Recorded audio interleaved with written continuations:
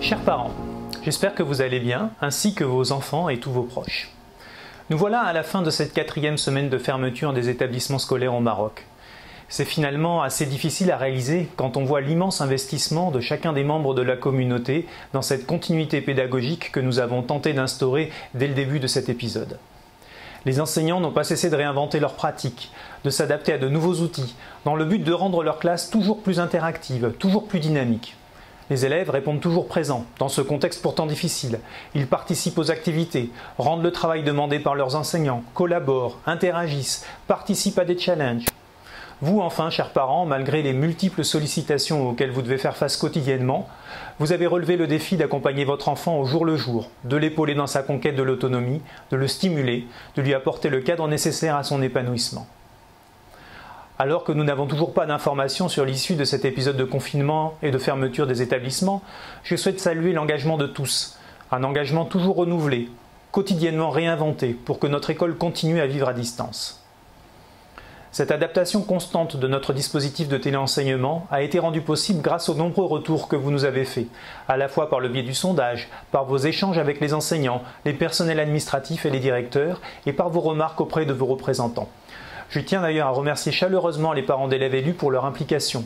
Nous avons une réunion hebdomadaire extrêmement productive et qui nous permet d'échanger et d'ajuster notre action. Aujourd'hui, j'aimerais évoquer avec vous de manière plus spécifique l'organisation pédagogique mise en place au niveau du collège. Au collège, 2 outils sont utilisés par les enseignants et leurs élèves, Pronote et Google Classroom. Ces 2 outils permettent des échanges, la distribution de contenu et le retour de travaux d'élèves. De plus, les enseignants du collège disposent de 3 moyens principaux pour entrer en contact avec leurs élèves de manière asynchrone. La messagerie Pronote, la messagerie dodé.org et les posts et les commentaires dans les Google Classroom.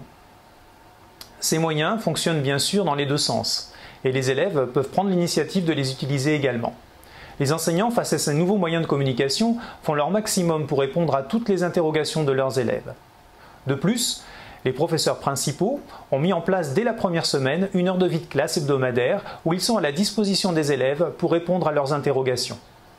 Enfin, et ce dispositif est unique et spécifique à notre établissement, les assistants d'éducation sont disponibles pour aider les élèves en difficulté et organiser des tutorats, notamment en visioconférence. Nous savons, et cela a été confirmé par vos représentants, que les contextes d'apprentissage diffèrent d'un foyer à l'autre, à la fois en termes d'équipement, de disponibilité de ces équipements et de possibilité ou non d'un étayage par un adulte. Aussi préfère-t-on désormais ne plus raisonner en nombre d'heures de présence, mais plutôt en scénarisation des apprentissages. Le téléenseignement induit un changement de paradigme qui nécessite de repenser les apprentissages de nos élèves en une succession calibrée de 3 temps.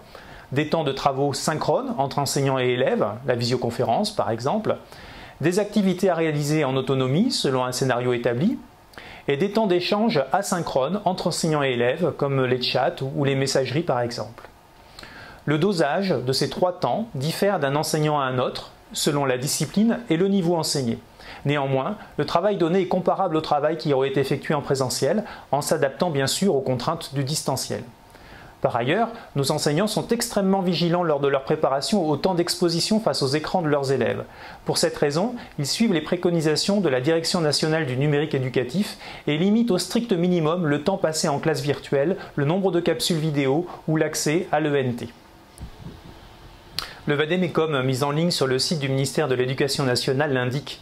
En premier lieu, et face à ces circonstances exceptionnelles, il s'agit de maintenir le lien avec l'établissement et de consolider les apprentissages en cours, tout en développant des compétences transversales qui seront extrêmement utiles à nos élèves, l'autonomie ou l'organisation par exemple. Dans un deuxième temps, et nos enseignants se sont déjà tous engagés sur cette voie, de nouvelles notions peuvent être abordées. Je vous rappelle que les programmes français ne sont pas déclinés par niveau de classe, mais par cycle, ce qui donne aux équipes une souplesse pour s'adapter au rythme de chaque élève ou, comme c'est maintenant le cas, à des contextes particuliers. Tout sera mis en œuvre pour que les élèves qui en ont besoin soient remis à niveau lors de la réouverture de l'établissement. Je vous souhaite à toutes et à tous un excellent week-end.